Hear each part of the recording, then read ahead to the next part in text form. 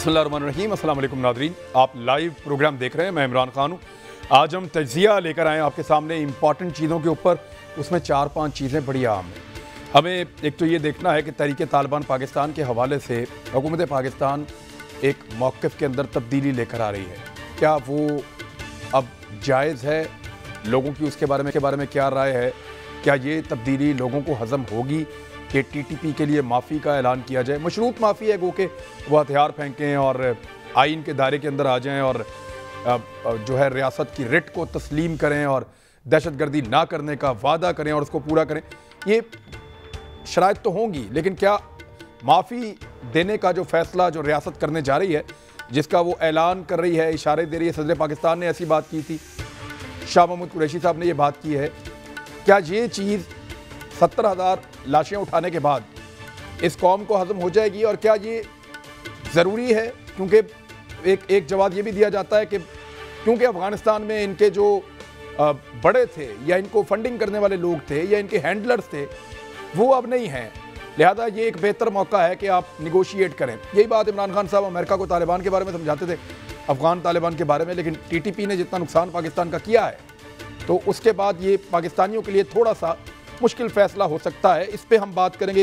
एक difficult topic है, लेकिन बात तो बहरहाल उसके ऊपर करनी है। दूसरा, PMLN के अंदर इख्तलाफात के हवाले से, महंगाई के हवाले से कुछ चीज़ें हमारे सामने गर्दिश कर रही हैं। पंजाब में ख़ुसूसन उस्मान बुज़दार साहब की कारकर्दगी, उस पर उठते हुए सवालात, इमरान खान के चक्कर पे चक्कर, ब्यूरोक्रेसी में बार बार तब्दीलियाँ, ये वो सारी चीज़ें हैं जिन पे आज हम बात करेंगे। मेरे साथ जो मेहमान मौजूद हैं उनमें शहजाद चौधरी साहब तारुफ के मोहताज नहीं हैं, मदर अब्बास साहब आप भी किसी तारुफ के मोहताज नहीं हैं, दोनों सीनियर तजज़ियाकार हैं।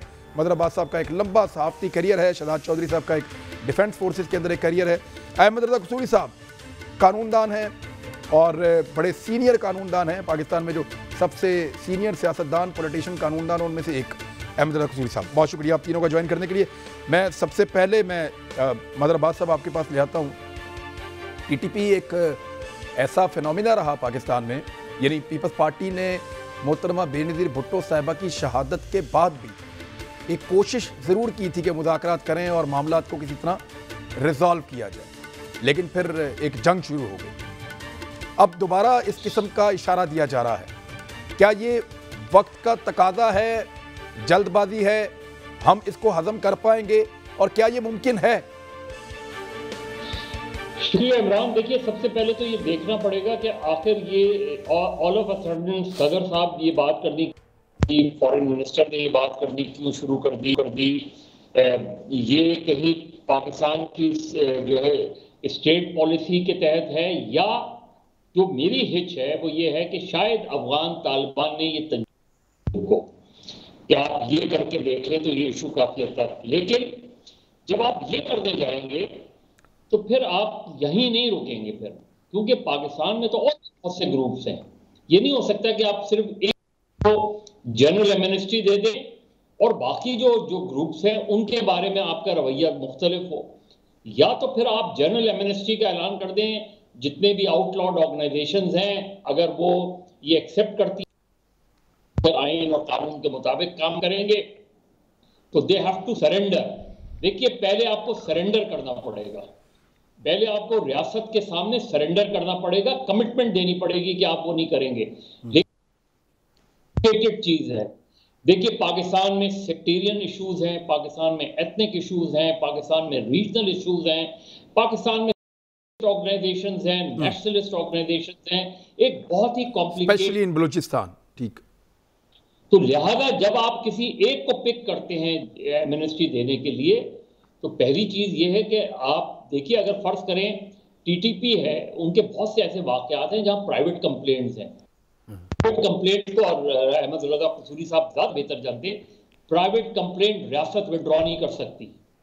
प्राइवेट अगर मेरी कंप्लेंट है तो उसको रियासत नहीं विड्रॉ कर सकती। अगर मेरा कोई प्यारा मारा गया है और मैंने उसके खिलाफ FIR, तो फिर अगर मैं तैयार नहीं हूं तो फिर आप नहीं कर सकते। और ये आपको पता है कि बड़ा मशहूर केस था सरबजीत सिंह का केस यही था कि क्योंकि लाहौर हाई कोर्ट में जो धमाके थे, उसमें जो लोग मारे गए थे, उनके लवायकीन ने FIR का, वो लाहौर में थे उनके, वो तो मेरे ख्याल में मुझे ये फिलर जरूर है और मेरी हिच यही है कि मेरे ख्याल अफगान तालिबान से इनकी गुफ्तगू हुई होगी, तो ये तजवीज़ रखी होगी उन्होंने कि इस इशू को कैसे सॉर्ट आउट करें। उसमें से एक बात ये भी निकल कर आई होगी, इसलिए उन्होंने देखा है। और अभी तक टीटीपी की तरफ से कोई रद्द एग्जैक्टली टीटीपी वो बहुत ही और अभी कुछ वाकयात ऐसे हुए हैं कि जिसमें ये कहा जा रहा है कि टीटीपी के ही लोग इसमें इन्वॉल्व हैं।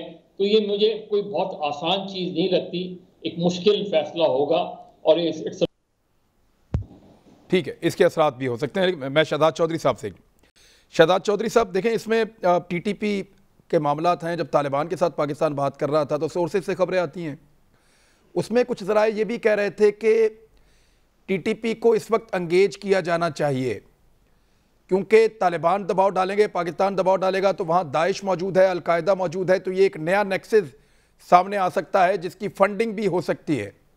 तो फिर एक नई मुसीबत ना बन जाए, इससे पहले इसको काबू कर लिया जाए। आप इत्तफाक करते हैं इस किस्म की जो चीज़ें बाहर आ रही हैं उनसे, और क्या ये एक वे आउट हो सकता है कि आप माफ़ी का ऐलान करें, और जो मदर अब्बास साहब कह रहे हैं कि फिर तो आप एक बड़ी एमनेस्टी आप अनाउंस करेंगे, बहुत बड़े पैमाने पर आप कहेंगे कि हम तमाम लोगों को कहते हैं जो रियासत के खिलाफ थे कि रिट को मानो, हथियार फेंको, आओ बैठो बात करो और आईने पाकिस्तान के ताबे हो जाओ। देखिए इमरान, बिल्कुल सही सवाल आपका, और आई थिंक बड़ा इंपॉर्टेंट पॉइंट है। देखिए, क्या दाइश के एलिमेंट्स पाकिस्तान में एग्जिस्ट नहीं करते?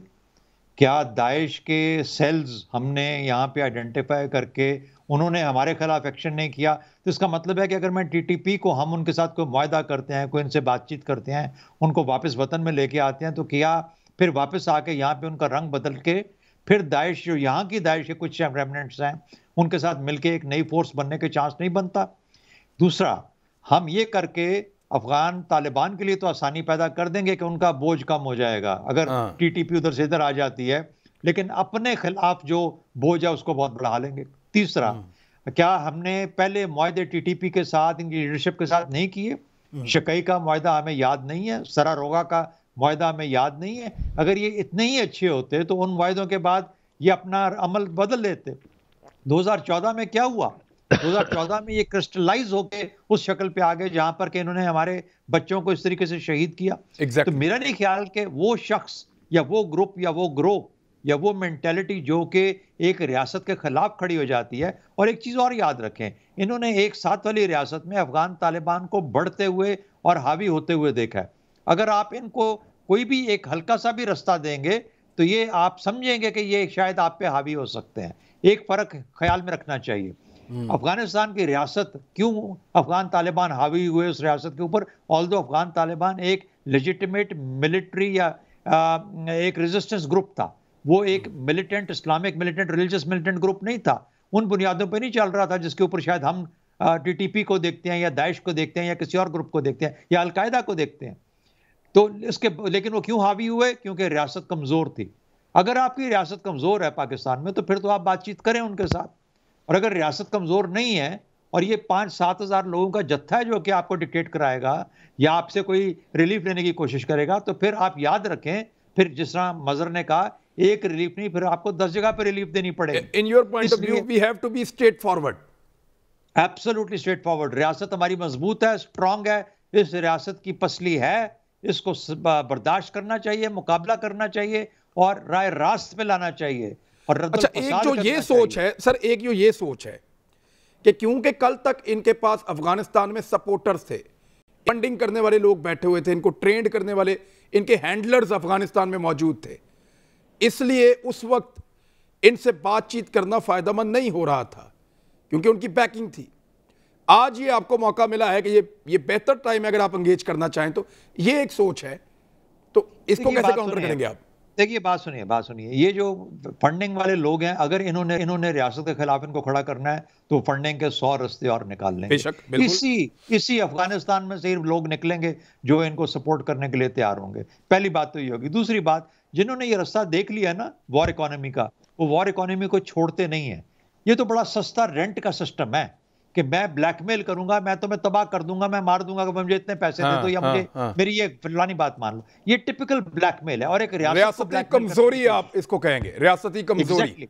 रियासती कमजोरी, तो ये मेरे ख्याल में इसका इजहार कभी नहीं होना चाहिए, चाहे जो मर्जी। और वो बात ये है, वो मैं मजहर ने पहले बात कर दी, असल में इसका बुनियाद क्या है, शुरू कहां से हुआ कि जिन पे तकिया था वही पत्ते हवा देने हाँ, लगे। तालिबान यानी ने वो कह सबसे रहे हैं पहले कि, कहा। और वो कह रहे हैं यार ये बंदे हैं तुम्हारे, इनको ले जाओ यहां से ताकि हमारा बोझ तो कम हो ना। तो आपको ये करना है कि आप अपना बोझ बढ़ाएं मत किसी और के फायदे के लिए, आप अपना फायदा देखें और अपने मफाद के अंदर फैसले करें, और मेरा नहीं ख्याल कि ये पाकिस्तान के हक में बेहतर फैसला होगा। एक चीज़ और है मतलब भाई, मैं आप ही के पास वापस आना पड़ेगा मुझे, ये इस सारे मामले में अगर टीटीपी के साथ पाकिस्तान मुज़ाकरात करता है, इसको एक रियासती कमज़ोरी तो करार दिया जा रहा है, इसकी एक्सेप्टेंस पब्लिक में होना भी तो एक बहुत बड़ा सवाल है ना। अब हमारे यहाँ पे तो हर शहर में हर जगह पे लोग जिन हालात से गुजरे हैं, ये एक पॉपुलर डिसीजन तो नहीं हो सकता। नहीं, बिल्कुल नहीं हो सकता। देखिए, अगर किसी के जहन में ये है ना कि चूंकि अफगान तालिबान को बहुत से पाकिस्तान के हल्के जो है वो ग्लैमराइज कर रहे हैं, बहुत से ऐसी ग्रुप जो है उसको ग्लैमराइज कर रहे हैं, लेकिन उसके कॉन्सिक्वेंस उस अंदाज में देखेंगे तो पाकिस्तान बहुत कॉम्प्लिकेटेड कंट्री है। उसमें ये चीजें, अगर ये नैरेटिव को स्ट्रेंथ मिली, जिस तरह अभी शहजाद साहब जिसकी तरफ इशारा कर रहे थे, उसके क्या माने होंगे? उसके माने होंगे सिर्फ टीटीपी नहीं होंगे, दूसरे ग्रुप को भी इंकरेजमेंट मिलेगी। हाँ। वो भी फिर उस तरीके से हावी होने की कोशिश करेंगे। तो स्टेट को बिल्कुल स्ट्रेट फॉरवर्ड होना चाहिए कि जो रियासत के खिलाफ काम करे, जो रियासत पे अटैक करे, जो आम लोगों पे अटैक करे, अगर उसके अंदर कहीं रियलाइजेशन है तो फर्स्ट दे शुड सरेंडर, चाहे ये ग्रुप हो कोई ग्रुप हो। देखिए, पाकिस्तान में हिजबुत तहरीर है, हिजबुत तहरीर तो कहीं भी वायलेंट सामने उनका एक वाकया भी नजर नहीं आएगा, लेकिन उनकी जो सोच है, उनको क्यों आउटलॉड ऑर्गेनाइजेशन डिक्लेयर किया गया? हाँ। क्योंकि उनकी सोच बड़ी पेनिट्रेट कर रही थी। तो ये इतना आसान इशू नहीं है। यहां आपके ये मल्टीपल इश्यूज हो जाएंगे, लेकिन चले, आवाज का थोड़ा प्रॉब्लम है सर, मैं दोबारा आपके पास आ जाता हूं। मैं अहमद रजा कसूरी साहब, पाकिस्तान ने बहुत बहुत बड़े पैमाने पर इन्वेस्टमेंट करके एक बाड़ लगाई है अफगानिस्तान और पाकिस्तान के बॉर्डर पे, वो सिर्फ इसलिए कि दहशतगर्द पाकिस्तान में आकर हमला ना कर सके। अब सिर्फ 3% रह गई है बकौल वजीर दाखिला के। शेख रशीद साहब कह रहे हैं कि 97% आपने बाढ़ मुकम्मल कर ली है, सिर्फ 3% आपकी रह गई है बाढ़ मुकम्मल होने में। तो सर, ये बाढ़ इतनी महंगी क्या इसलिए लगाई थी कि दहशतगर्दों को वहां रोकना है, या फिर हमने इसलिए लगाई थी कि उधर भी और इधर भी सब एक जैसा कर देना हमने?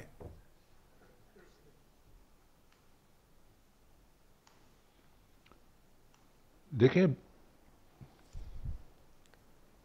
जी कसूरी साहब। इमरान खान, आपकी आवाज नहीं आ रही। जी आपकी मुझे आ रही है। बात यह है इमरान खान के, आपको याद होगा कि ये जो तालिबान हैं, इनकी जो नर्सरी थी वो थी मस्जिद, अपना मदरसा हकानिया अकोड़ा खटक, मौलाना अब्दुल हक का वो मदरसा था, समील हक के वालिद मेरे, he was my colleague for 7 years in the parliament. बड़े अपराइट आदमी थे, शरीफ आदमी थे। वहाँ से ये इनकी आइडियोलॉजिकल ट्रेनिंग हुई, and then eventually they were inducted originally to fight against the Soviet Union। ठीक है। अब ये लोग जो हैं, ये ट्रिगर हैप्पी लोग हैं, जो once they become trigger happy, और उस बुनियाद पर वो नगोश अपना डिक्टेट करें, तो dictation become their part of their strategy.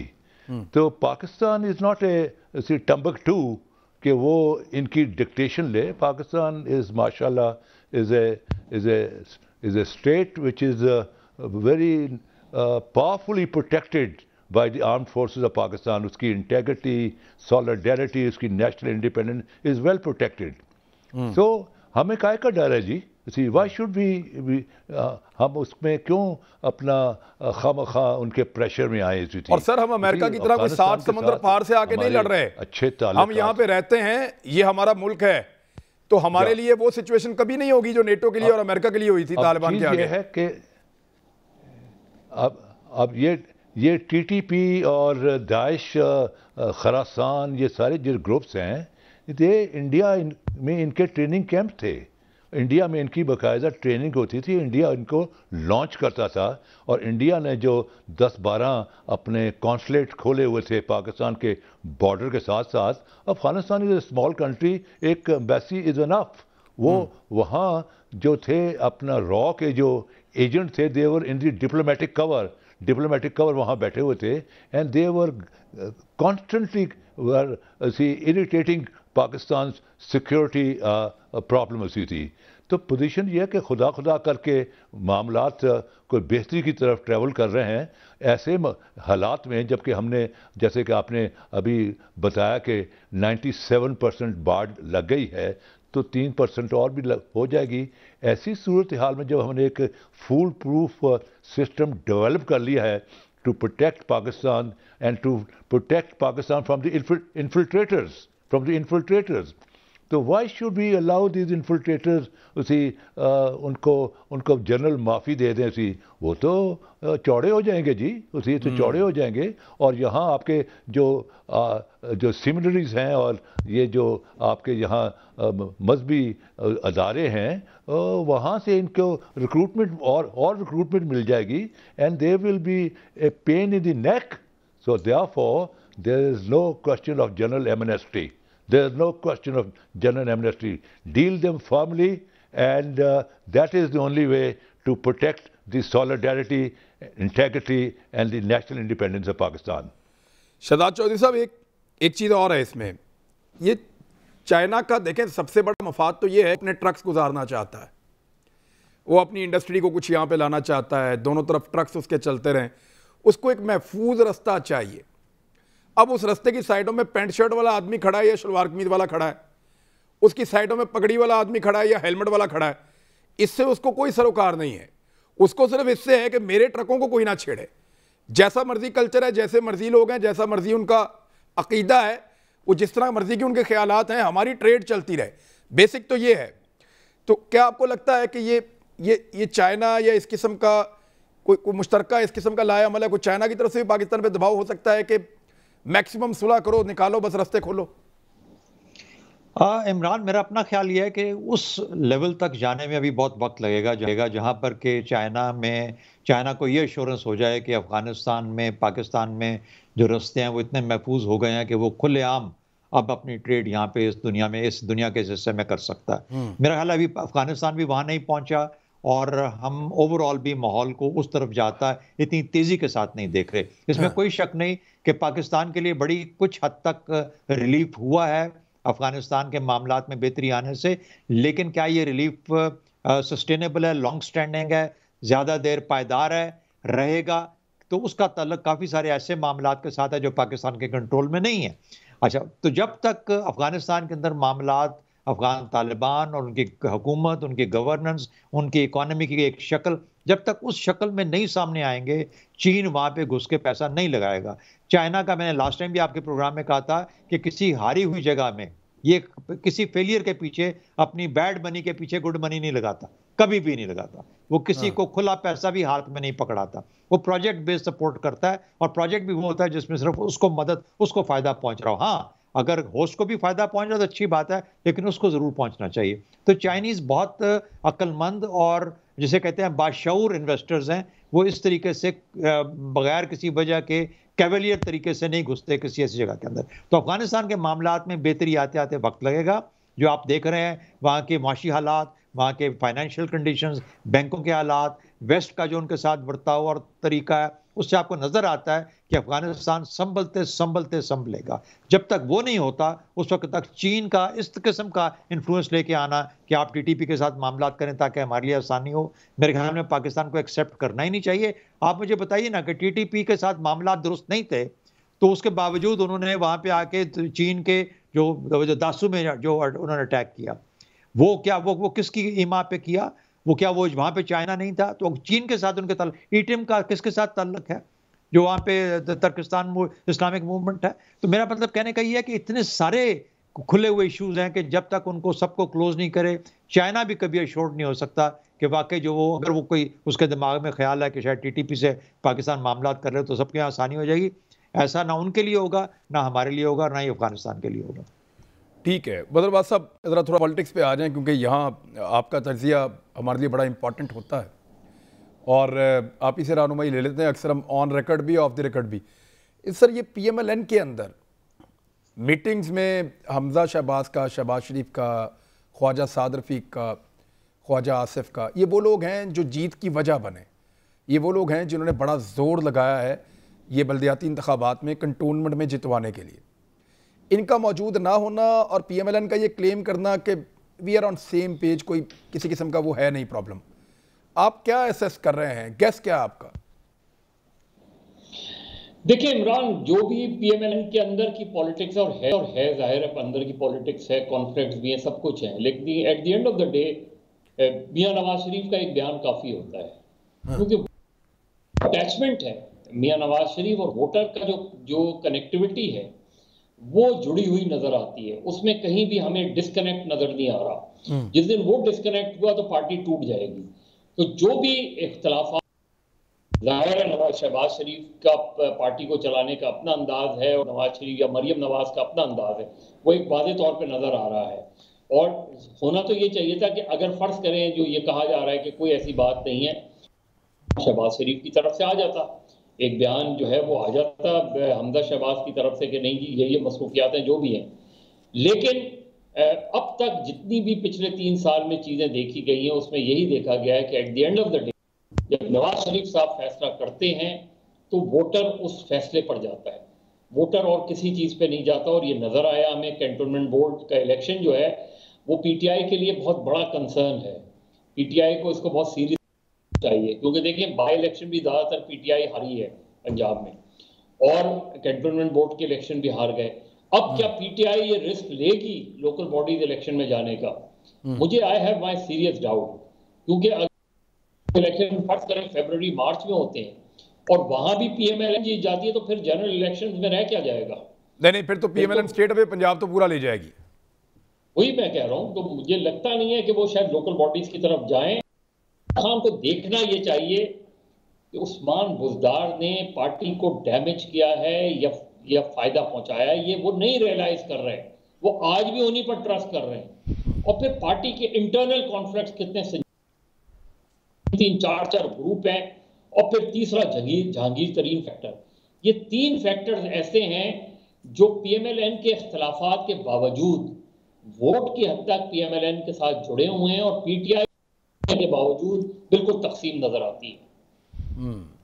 एक मुझे ब्रेक लेनी है, लेकिन मैं अहमद सूरी साहब आपके लिए एक सवाल जा रहा हूं कि आप क्योंकि सबसे सीनियर हैं, उस्मान बुज़दार वाला फिनोमिना हमें तो किसी को समझ नहीं आया, क्या आपको समझ आया और आपको क्या समझ आया? आप ब्रेक के बाद बता दीजिएगा। ब्रेक लें, वापस आते हैं। वेलकम बैक नाज़रीन। जी अहमद सूरी साहब, सवाल आपके लिए था, उस्मान बुज़दार साहब का जहां टिके रहना, बड़े बड़े सीनियर लोग जो हैं वो हाथ झाड़ के उठ गए कि भी कोई समझ नहीं आ रही। सर आपको क्या समझ आती है इसमें, हमें भी गाइड कर दें सर।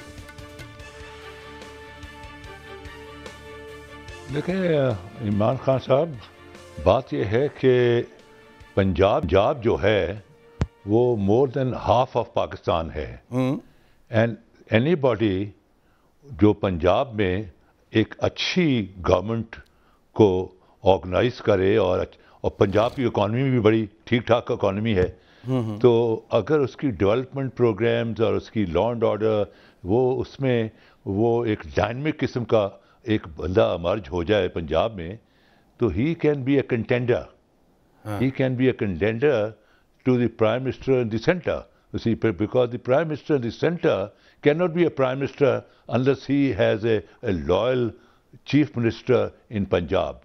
So उन्होंने ऐसा चीफ मिनिस्टर लाया जिसकी बेचारा जो है वो अपना तहसील लेवल का सियासतदान था, उसको अपनी बेगम साहबा की जो है अपनी गाइडेंस और उनकी जो है रिकमेंडेशन पर उसको लाया गया। सो वो बेचारा उसको आप 50 साल बैठाए रखें उसी पंजाब के अंदर, वो he will not grow in size politically. He will not grow in size. There are some people who have the capacity to grow in size, provided they have a better political condition. And Punjab has that potential कि पंजाब से अगर आदमी अपना result show करे, देखना आपके सामने नून में ही देख लें कि वो जो है शहबाज शरीफ, उसने पंजाब की वजह से वो दूसरी बात है कि बड़े भाई का कोई इज्जत एहतराम फैमिली का मामला है, लेकिन he has emerged as a contender virtually of Nawaz Sharif थी। तो पोजीशन ये है कि इसको वहां इसलिए बैठाया गया है कि he is not a contender. नहीं, आपको लगता है कि इमरान खान इतने कमजोर आदमी है कि उनको लगता है कि उनकी पार्टी में से कोई निकल के उनसे ज्यादा मकबूल हो जाएगा? इतने कमजोर आदमी हैं इमरान खान? देखें, इमरान खान जो हैं वो इतने कोई डायनामिक भी नहीं है कि वो अपना image, he has totally bog down. Let me tell you, as a prime minister he has totally bogged down. Prime Minister must have two characteristics in him. Number one, he should be a perfect, excellent political administrator, and also number two, an economic manager. He is neither economic manager nor an administrator. भाई आप cricket खेलते खेलते आप आ जाएं तो आप समझें कि आप पॉलिटिशियन बन गए? No, it takes time. Political conduct develop करना, पॉलिटिकल डिमीनियर डेवलप करना, पॉलिटिकल सोच डेवलप करना, पॉलिटिकल उठना बैठना डेवलप करना, it's not training a few days, it takes decades to become a mature politician, जिसके ऊपर लोगों का एतमाद होना शुरू हो जाए इसकी पास्ट परफॉर्मेंस के ऊपर कि here is the man who can lead us. And politician जो है, prime minister must also have a reputation of not only a politician but A statesman. और यहाँ तो स्टेट्समैन तो अभी तक पैदा ही नहीं हुआ उसी कायद आज़म के बाद। तो पोजीशन ये है कि इसलिए एक वीकलिंग को रखा गया हुआ है कि he is not a contender, वो मुकाबले में नहीं आएगा। So Imran Khan is very comfortable. जी शहजाद चौधरी साहब, देखिए, लीडर की बात हो रही थी। मर्दम शनासी लीडरशिप के अंदर सबसे पहला और बहुत इंपॉर्टेंट एलिमेंट होता है। अच्छा, किसी ने पूछा एक अमरीकी जनरल से, बड़ा काबिल जर्नैल था, कि जी आपका वक्त, जो काम का वक्त है, कैसे गुजरता है? उसने कहा 80% सिर्फ ये जज करने में कि क्या मैंने सही जगह पे सही आदमी लगाया है कि नहीं लगाया, और बाकी 20% सिर्फ रूटीन के काम करने के अंदर। तो it is that important to know कि मैंने कहाँ पे कौन सा आदमी लगाया है, और उनकी पहचान रखना बहुत लाजमी है। जहाँ तक दूसरी बात है, देखिए पंजाब के अंदर इमरान खान को क्या मसला है, और ये इससे वाज़ेह हो जाना चाहिए कि कैसे उस्मान बुज़दार साहब की किस्मत जागी। 3 बड़े धड़े हैं पंजाब पार्लियामेंट के अंदर। एक धड़ा चाहे वो पीटीआई का है, चाहे पीटीआई के हलीफ ग्रुप्स के अंदर। एक धड़ा है शाह महमूद कुरैशी का, एक है जहांगीर तरीन का, और एक है चौधरी परवेज इलाही का। अच्छा, अब इन तीनों में से किसी धड़े का कोई और बंदा लगाया जाता या इनमें से किसी को आगे आने दिया जाता, तो मेरा ख्याल है इमरान खान साहब को अपनी पोजीशन इनसिक्योर नजर आना शुरू हो गई थी। इस वजह से उन्होंने उन तीनों धड़ों को छोड़ के, जो कि मेजॉरिटी ऑफ देयर हलीफ पार्टी पंजाब में थी, उन्होंने एक ऐसा आदमी चुना जो कि वो करेगा जिससे वो जो करवाना चाहेंगे।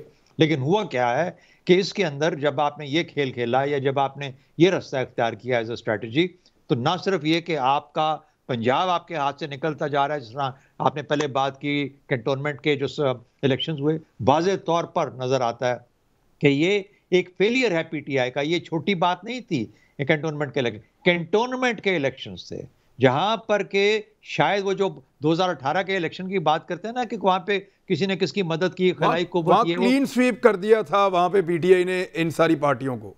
एग्जैक्टली। तो कहने का मतलब यह है कि उस जगह पे जाके पीएमएलएन ने अपनी जगह बनाई है, जहां पर के कैंटोनमेंट के इलेक्शंस के अंदर।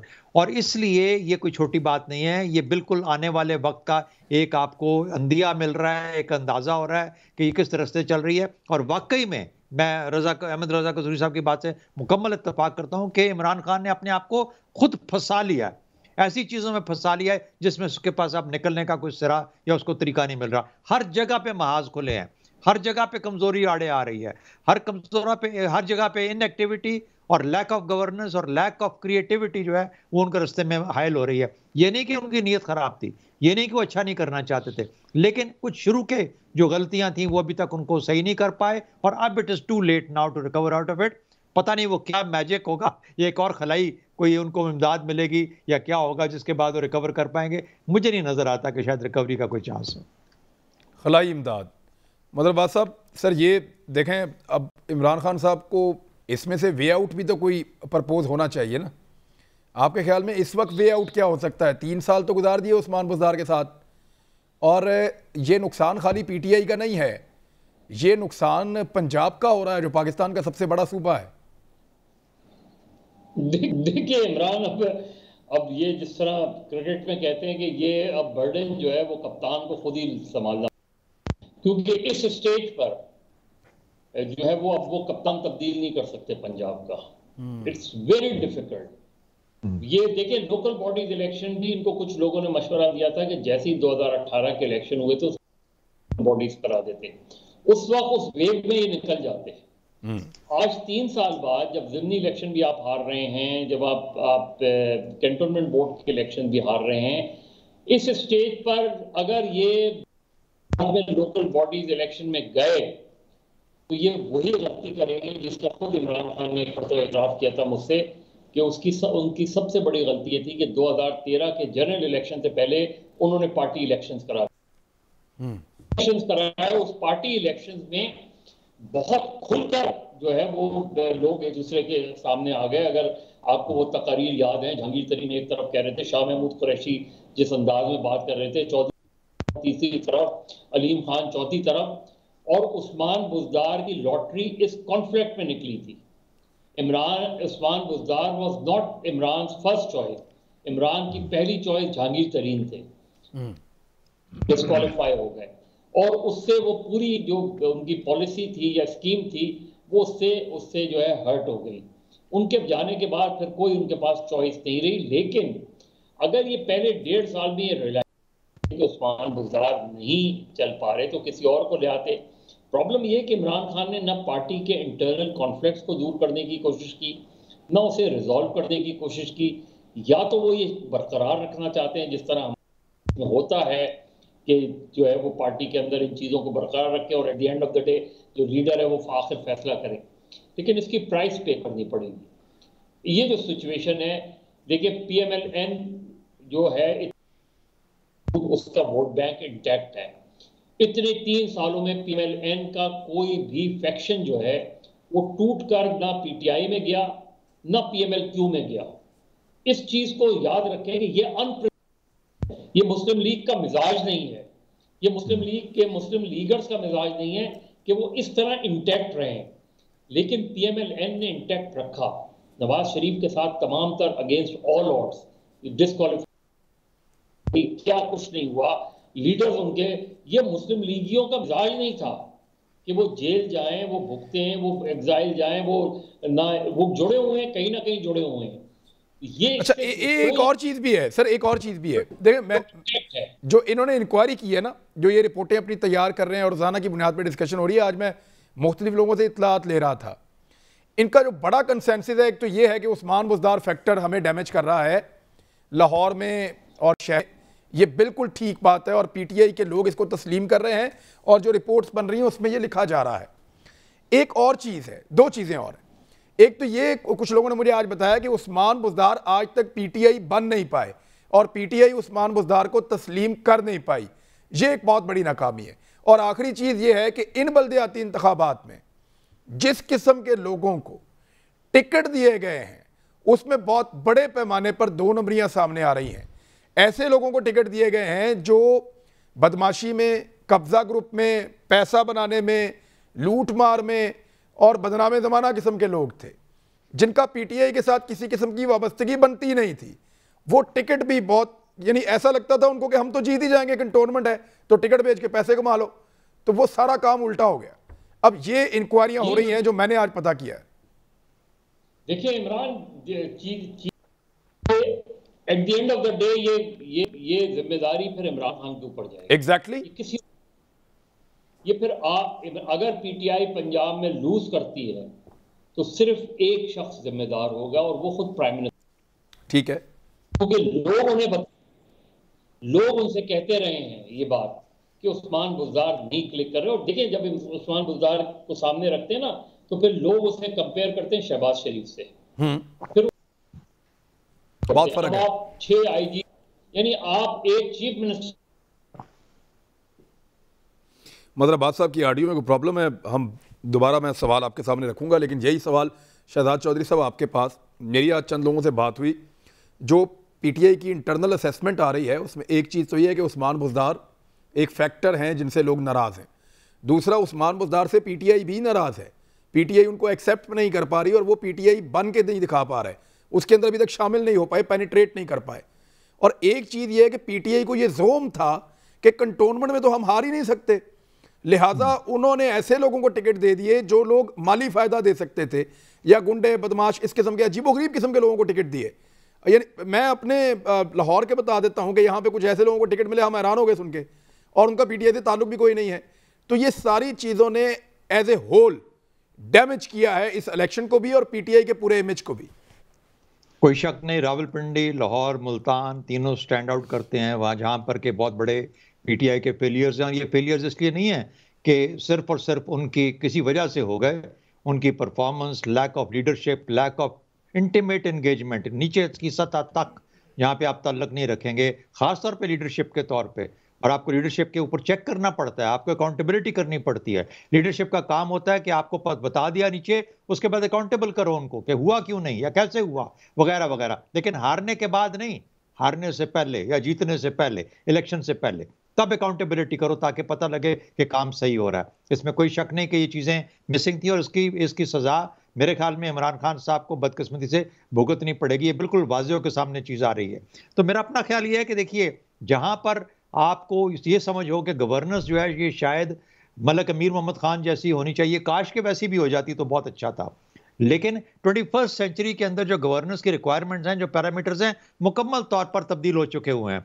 आजकल आपको मॉडर्न गवर्नेंस चाहिए, आपको टेक्नोलॉजी के साथ आपको कुछ समझबूझ होनी चाहिए, आपको पता होना चाहिए communication with in the city. Urban बड़े शहर जो है, मेट्रोपोलिसेस हैं, उनको कैसे मैनेज करना होता है, उनको कैसे सफाई करनी है।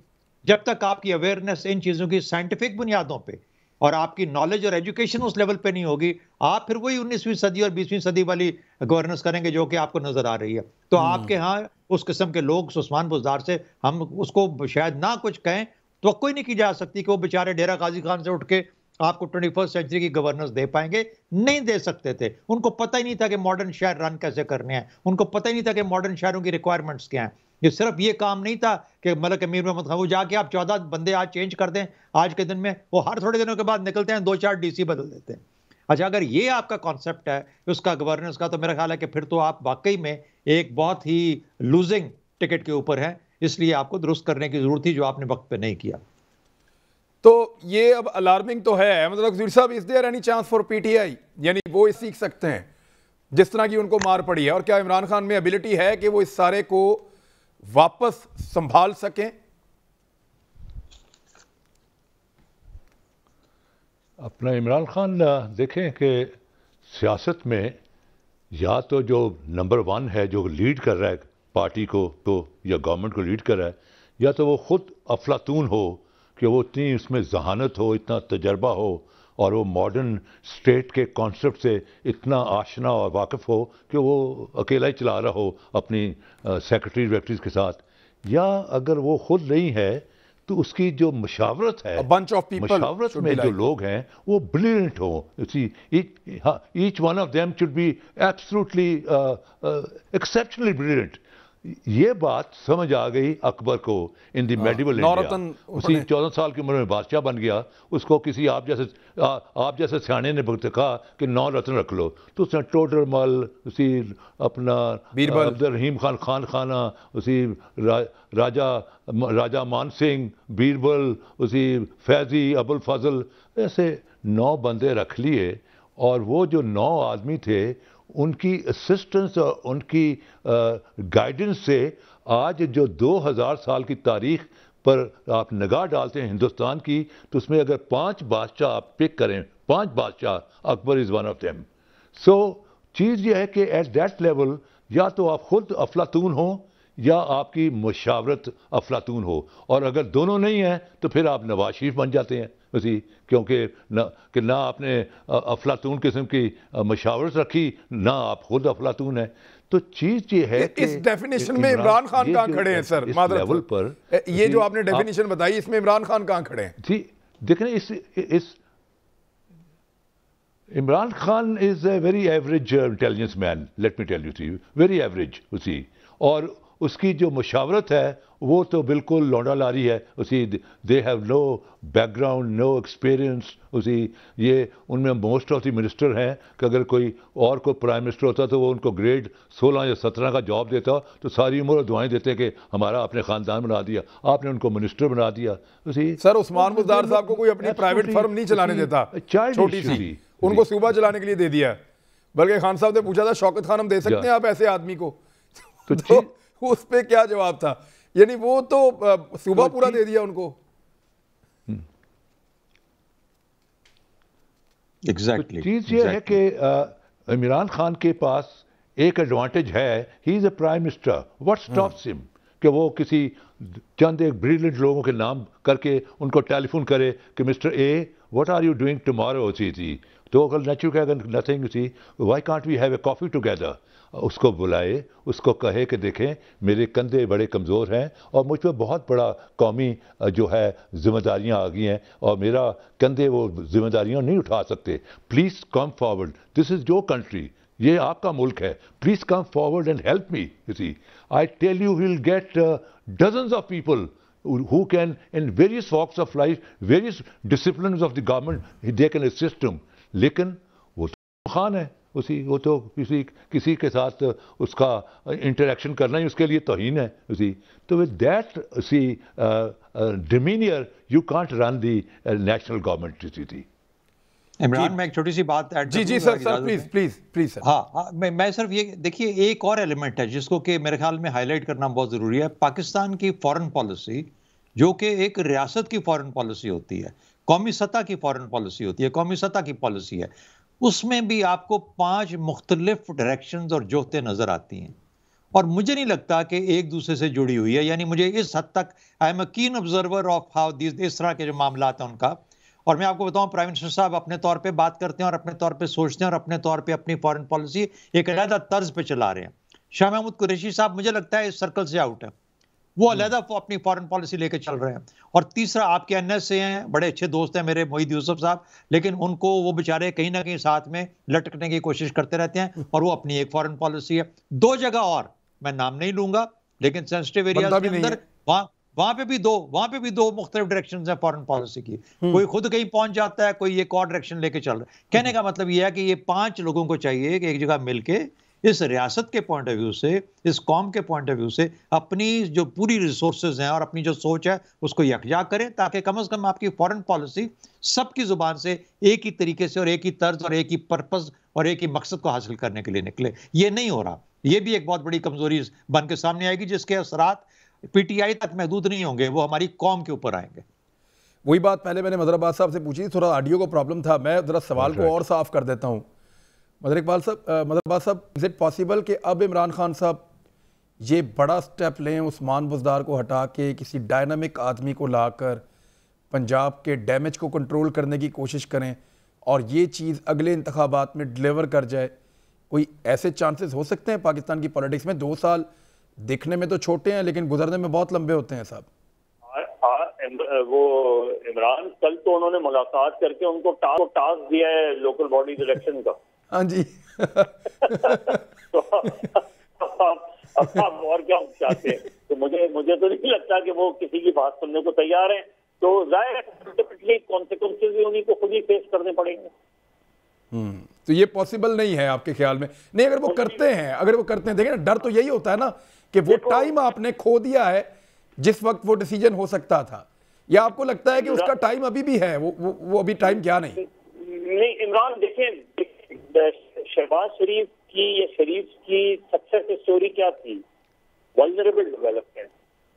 यानी उन्होंने मोटरवे आपको नजर आएगी ना सामने बनी हुई, कराची से लेके इस्लामाबाद तक आप चले जाएं तो लोग मोटरवे की और आने वाली हुकूमतें उस मोटरवे को फॉलो किया। उन्होंने ये नहीं किया कि उसको अबेंडन कर दिया। मेट्रो, अब मैंने पिंडी से लड़के लड़कियों को जो यंग थे, जो जॉब के लिए जाते थे, उन्होंने कहा कि हमें ये मैटर नहीं करता, हो सकता है पैसा कमाया हो, कमीशन लिया हो, हमारे लिए ये है कि हम 3 बसें बदल के जाते थे, हमारे कपड़े जो है गंदे हो जाते थे। आज हम मेट्रो में बैठ के जाते हैं पिंडी के और जाके सीधे सेक्रेटेरिएट पे एयर कंडीशन बस में जाते हैं। 20 रुपए उस जमाने में 20-25 रुपए थे, वो हम आराम से पहुंचे। तो जो एक मिडिल क्लास को अट्रैक्ट करती है ना ये चीजें, बिल्कुल। अब प्रॉब्लम ये है कि या तो देखिए, या तो उनके पास कैंडिडेट परवेज इलाही हैं, हु कुड हैव बीन, अगर वो आज से 1.5 साल पहले बनाते, लेकिन वो इमरान खान उन पर ट्रस्ट ही करते थे। ये तो ट्रस्ट, ये जो प्रॉब्लम में आए हैं तो उन्होंने चौधरी पे ट्रस्ट करना शुरू किया है, वरना तो वो चौधरी पे ट्रस्ट ही नहीं करते थे।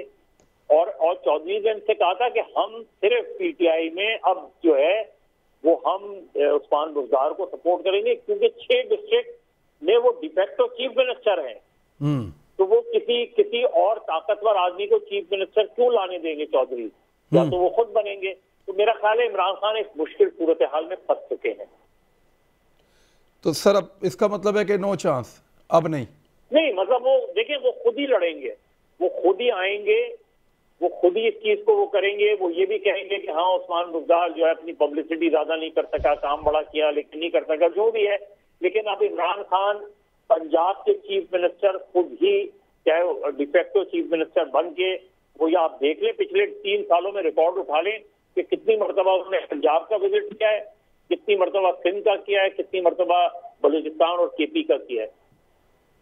जी अहमद कसूरी साहब, अब तो सबने, आप तीनों ने कह दिया कि कोई चांस नहीं है कि उस्मान बुज़दार को तब्दील किया जा सके, या वो वक्त भी शायद गुजर गया और इमरान खान साहब को अब ये बोझ खुद ही उठाना पड़ेगा अगले 2 साल के लिए। ये बोझ अगर वो अगले 2 साल तक उठाते हैं तो बतौर तजिया कार आप पीटीआई को पंजाब में कहां देखेंगे अगले इंतखाबात में 2023 में?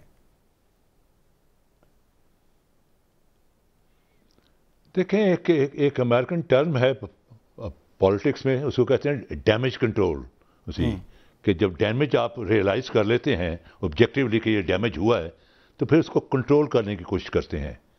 उसके लिए फिर पार्टी के अंदर ग्रुप्स होते हैं, वेरी ब्रिलियंट लोग होते हैं, जो एनालिस्ट होते हैं, जो कि आपके सामने पूरा जायचा देते हैं कि आपकी यहाँ आपकी मिस्टेक्स हुई हैं, अगर इनको इस तरह कर लिया जाए तो ये डैमेज कंट्रोल हो जाएगा। तो इस वक्त सबसे जो मेजर डैमेज कंट्रोल है वो है मिस्टर बुज़दार को फारिग करना उसी, क्योंकि बुज़दार जो है वो he is not a leader उसी, he is not leading from the front उसी। उसको जो बेचारे को बता दिया जाता है कि यार ये चीफ सेक्रेटरी को तब्दील कर दो, वो कहता है मैंने चीफ सेक्रेटरी, वो बेचारा अपना प्राइम चीफ मिनिस्टर बनने से पहले अपना पटवारी को तब्दील नहीं करा सकता था बेचारा। आई नो देयर बैकग्राउंड इन जिम्मेदारों की, ये थानेदारों और पटवारियों और तहसीलदारों को जनाब और हजूर करके बात करते हैं ये थी। आई नो देयर लेवल थी। सो द पोजीशन इज कि अब आपने इसको चीफ मिनिस्टर बना दिया है मुल्क के मेजर प्रोविंस का। सो ये जो आपकी पंजाब के अंदर आपके जो कंटोनमेंट इलेक्शंस से जहाँ पढ़े लिखे लोगों ने वोट थी, उसी दूसरा जो इलेक्शन था वहाँ अनपढ़ लोग भी हैं, यहाँ कंटोनमेंट तो पढ़े लिखे लोग हैं। दैट मीन के educated people of Pakistan who were with you, they have rejected you. तो उसमें एक सबसे इंपॉर्टेंट फैक्टर खत्म हो गया मेरे पास कि जिन लोगों को टिकट दिए थे पाकिस्तान तहरीक इंसाफ ने बड़े फख्र के साथ, वो लोग इस काबिल नहीं थे कि पाकिस्तान तहरीक इंसाफ का अपना वोटर भी उनको वोट देता।